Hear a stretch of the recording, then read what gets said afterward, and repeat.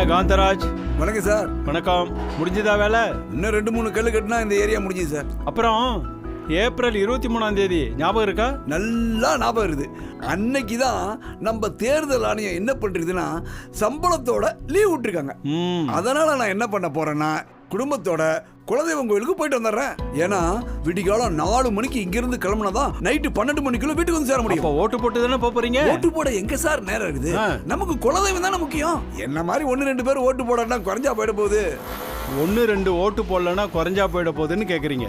நிச்சயமா குறைஞ்சுதான் போயிடும் காந்தராஜ். ஏன்னா 100% வாக்களிப்பது தான் ஜனநாயகத்தினுடைய லட்சியம். தேர்தல் ஆணையம் அதுக்காக தான் லீவும் கொடுத்து சம்பளமும் கொடுத்துருக்கு. அன்னைக்கு ஓட்டு போடுறது ரொம்ப ரொம்ப முக்கியம். இப்போ இவ்வளவு பெரிய கட்டடத்துக்கு 2 கல்லு கட்டினா வேலை முடிஞ்சதுன்னு சொன்னீங்க. 2 கல்லு கட்டாம விட்டு பாருங்களேன். ஐயோ, அது எப்படி சார் முடியும்?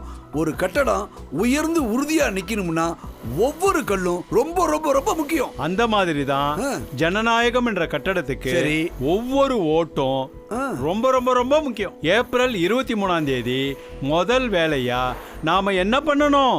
ஓட்டு போடணும். தேர்தல் நாள் ஏப்ரல் 23. எனது இந்தியா, எனது வாக்கு.